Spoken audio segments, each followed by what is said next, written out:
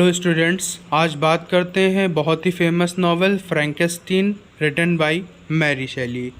फ्रैंकेनस्टीन नाम का यह हॉरर उपन्यास लेखिका मैरी शेली ने मात्र 18 साल की उम्र में लिखना शुरू किया था और 20 साल की उम्र में यह प्रकाशित हो गया।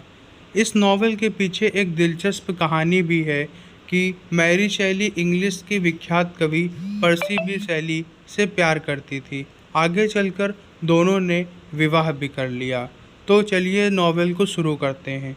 रॉबर्ट वॉल्टन, जो कि अपने समुद्री जहाज़ में नॉर्थ पोल की तरफ जा रहा था।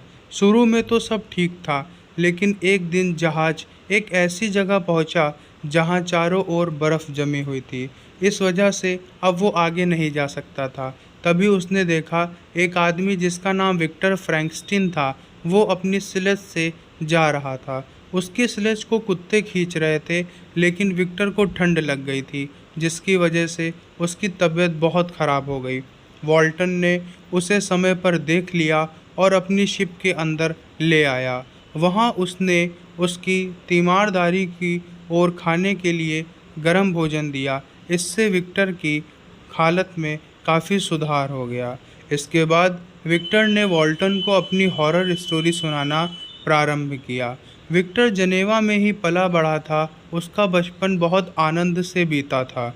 बड़े होकर वह दूसरे शहर में स्थित इंगलस्टाड यूनिवर्सिटी में पढ़ने चला गया। उसका इंटरेस्ट बायोलॉजी, केमिस्ट्री और नेचुरल फिलॉसफी में अधिक था।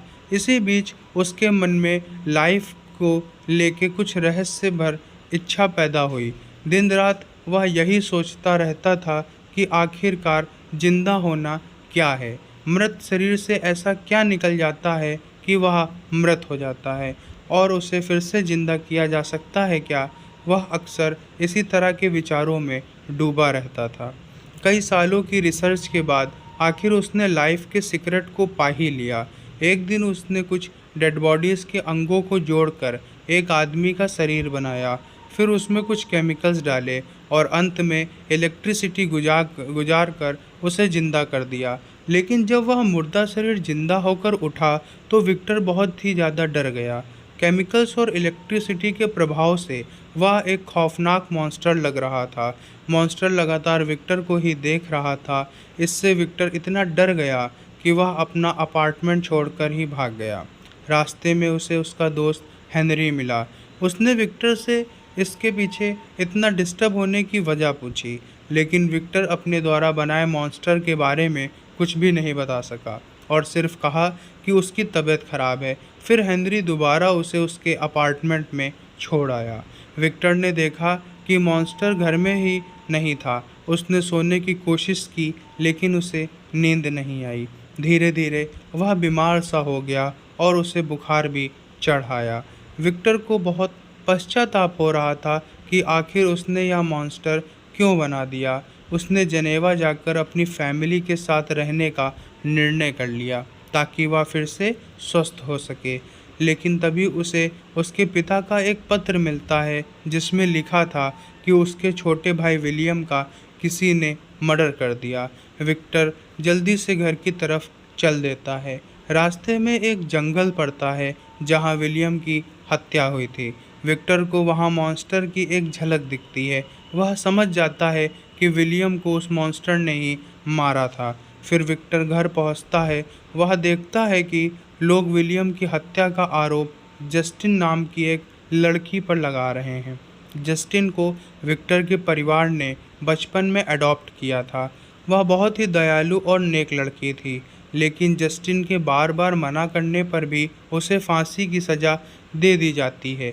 विक्टर पश्चाताप की आग में जलने लगता है। उसके बनाए हुए मॉन्स्टर ने उसके दो प्रिय लोगों की जान ले ली थी, और क्योंकि मॉन्स्टर को विक्टर ने बनाया था तो इन दोनों हत्याओं को वो खुद ही अपने आप को दोषी मान रहा था। घर पर ठीक होने की बजाय वह और बीमार हो गया। उसकी ज़िंदगी एक हॉरर स्टोरी बन गई थी। फिर उसने पहाड़ों पर कुछ दिन बिताने की सोची और वहाँ चला गया। एक दिन विक्टर जब ग्लेशियर से गुजर रहा था तभी मॉन्स्टर उसके पास आया। उसने स्वीकार किया कि विलियम को उसी ने मारा था। लेकिन उसने विक्टर से उसकी मानसिक हालत समझने का आग्रह किया। उसने विलियम पर इसलिए हमला किया था क्योंकि विक्टर से बहुत नाराज़ और गुस्से में था। वह विक्टर को सबक सिखाना चाहता था क्योंकि विक्टर ने मॉन्स्टर को बनाकर बहुत बेरहमी से त्याग दिया था। अपनी ही बनाई रचना का विक्टर ने तिरस्कार किया था।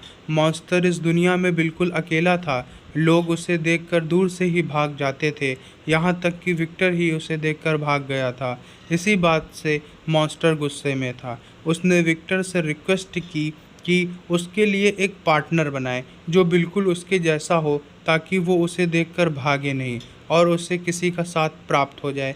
शुरू में विक्टर ने मना कर दिया, लेकिन मॉन्स्टर ने उसे उसकी लोनलीनेस को दुहाई देकर आखिर में कन्विंस कर लिया। फिर विक्टर ऑर्कनी नाम के आइलैंड पर चला गया। वहाँ फिर से उसने मरे हुए लोगों के अंगों को जोड़कर एक फीमेल का मुर्दा शरीर बना दिया। अभी वहाँ उसमें जान डालने ही वाला था कि उसने खिड़की से बाहर देखा। वहाँ उसे मॉन्स्टर खड़ा दिखाई दिया जो उसे देखकर स्माइल कर रहा था।